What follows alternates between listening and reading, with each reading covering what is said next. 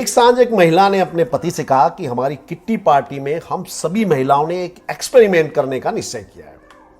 उसके अंतर्गत आपको मेरी 5 कमियां बतानी होगी। और वो पुरुष मेरे जैसा समझदार था। उसने कहा, कल सुबह मैं इसका जवाब दूंगा।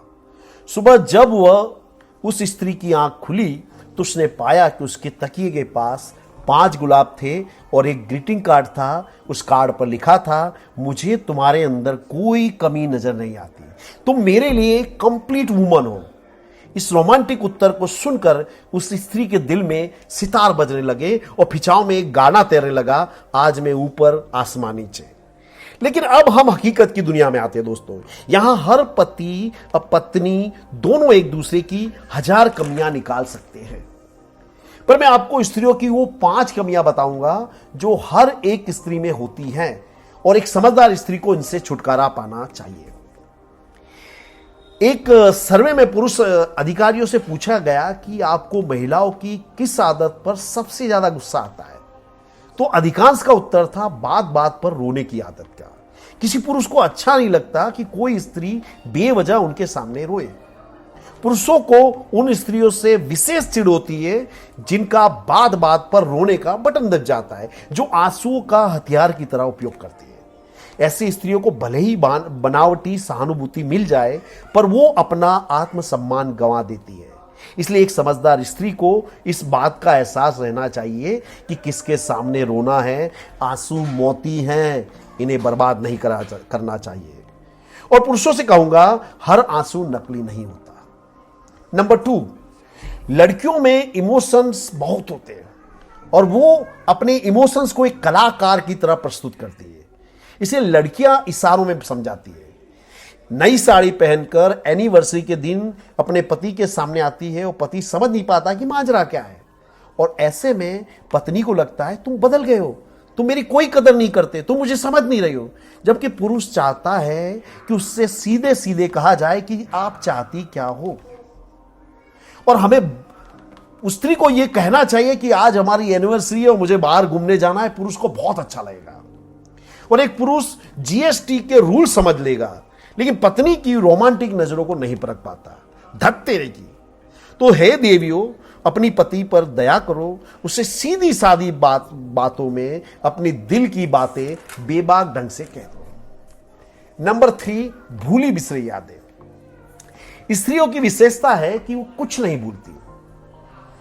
आज घर में कोई इश्यू हुआ है तो उसमें 15 साल पुरानी बात भी वो अवश्य जोड़ेंगी, ताना मारेंगी। वो तो भगवान का शुक्र है कि लड़कियों को पिछले जन्म की बातें याद नहीं है, नहीं तो पिछले जन्म की बातों का भी ताना मार सकती है, क्योंकि वो एक स्त्री है, वो कुछ भी कर सकती है।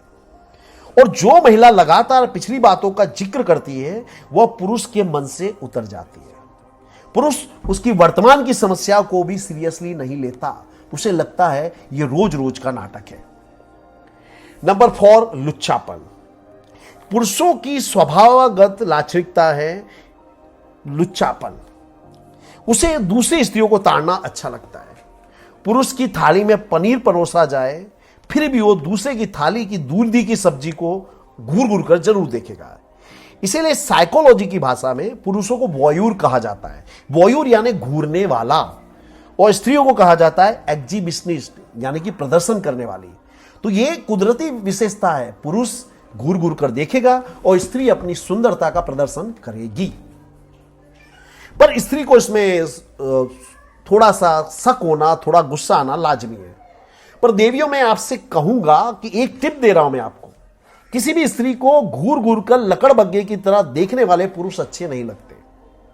ऐसे लोगों के लिए एक शब्द है लुच्चा, जो लोचन शब्द से बना है। लोचन का अर्थ होता है आंख। तो हे देवियों, अपने लकड़बग्गे पति को रोको मत, उसे देखने दो। तो विश्वास कीजिए मेरा, सामने वाली महिला उसे दुत्कार देगी। तो ये अपने देवियों, ये जो पहली नजर का जो पहला प्यार है, बचपने की बातें हैं। एक उम्र के बाद पहला प्यार व्यार ऐसा कुछ नहीं होता है। तो आप अपने लकड़बग्गे को दूसरी महिला को घूरने दो और हर बात पे शंका मत प्रकट करो।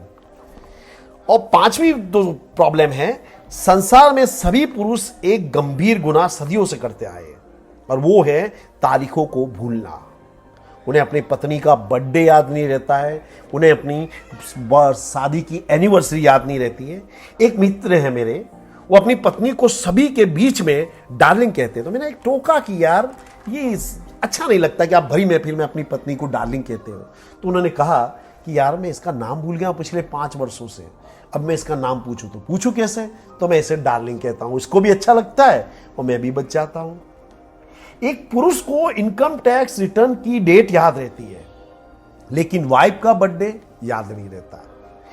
इसको लेकर महिलाओं को दुखी होने की जरूरत कदापि नहीं है और शिकायत ना करें। उसे 3 दिन पहले से ही अपनी डिमांड लिस्ट पकड़ा दें। और मेरे बब्बर शेरो, आज के इस टेक्निकल युग में भी तुमको अपनी बर्थ एनिवर्सरी और पत्नी का बर्थडे याद नहीं रहे तो तुम्हारे लिए गरुड़ पुराण में एक अलग सजा है, उसे कहते हैं कैलेंडर पाकम। इस सजा में कैलेंडर पका पका के तुम्हें खिलाया जाएगा ताकि तुम तारीखें कभी ना भूलो।